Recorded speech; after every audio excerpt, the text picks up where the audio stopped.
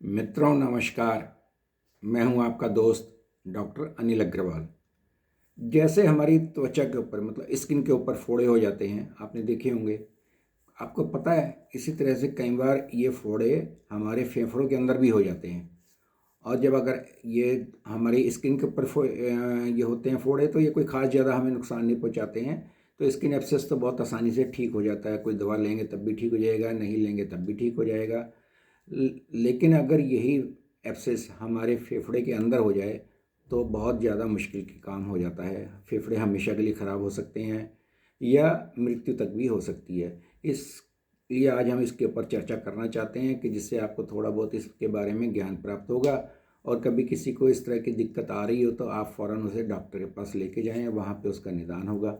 तो ये अधिकतर होता कैसे है, मैं आपको बताऊं कि जिस तरह से अगर मान लीजिए किसी के नाक का, गले का या मुंह के अंदर कोई किसी तरह का ऑपरेशन होना है, जैसे टॉन्सिल्स निकालने का ऑपरेशन होता है, तो उस ऑपरेशन के टाइम पर उसको बेहोश किया जाता है। जब बेहोश करने के बाद कई बार वो जो यहाँ पे मटेरियल होता है जो निकाला जाता है इन्फेक्शन वाला, तो वो कई बार सांस के द्वारा अंदर चला जाता है। जब वो अंदर ब्रोंकस में चला जाता है तो फेफड़ों में चला जाता है। जब वो फेफड़ों के अंदर चला जाता है तो वो जाकर वहाँ पे धीरे धीरे एब्सेस बनाना शुरू कर देता है। तो ये एब्सेस अधिकतर जो हैं वो ऊपर की तरफ को होते हैं, मतलब फेफड़े के ऊपर वाले हिस्से में या बिल्कुल नीचे वाले हिस्से में, जिसे हम लोअर लोब बोल देते हैं, उसके अंदर होते हैं। और या फिर इस तरह से भी हो सकते हैं ये वाले एब्सेस कि गले के अंदर कुछ इन्फेक्शन हो गया बहुत ज़्यादा है और वो वाला मटेरियल जो है फिर अंदर चला जाए किसी वजह से, तब भी वही बात हो जाएगी कि अंदर जो है लंग एब्सेस बनने के चांस बढ़ जाएंगे।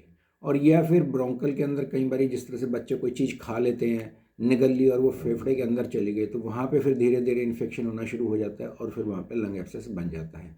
और ये अधिकतर कई तरह के जीवाणु होते हैं जिन्हें हम कीटाणु बोलते हैं, जीवाणु बोलते हैं, मतलब कई तरह के बैक्टीरिया होते हैं जो खासतौर पर स्ट्रेप्टोकोकस एक कैटेगरी होती है, उनकी वजह से ही ज़्यादा होता है। वैसे एच इन्फ्लुएंजा की वजह से भी होता है और भी कई तरह के जीवाणु होते हैं जिनकी वजह से ये इन्फेक्शन बढ़ता रहता है।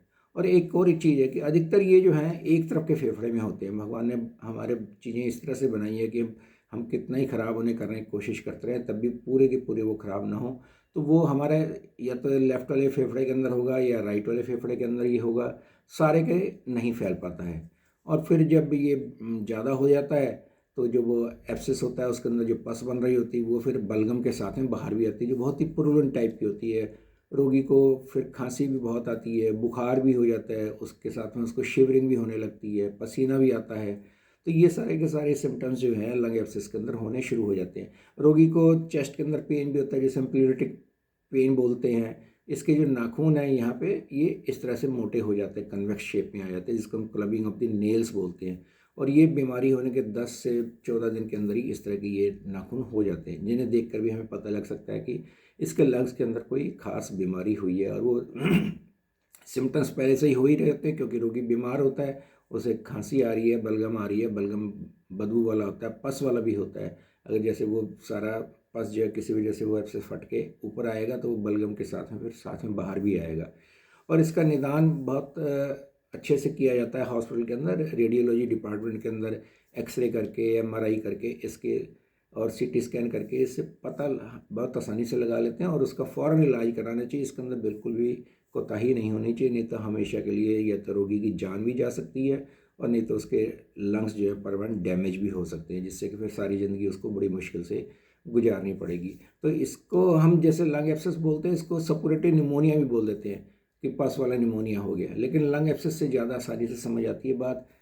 तो आज मैंने आपको लंग एब्सेस के बारे में बात बताई है, तो आशा है आपको कुछ ना कुछ चीज़ें तो अच्छी इसमें से लगी होंगी और नई इन्फॉर्मेशन भी लगी होंगी।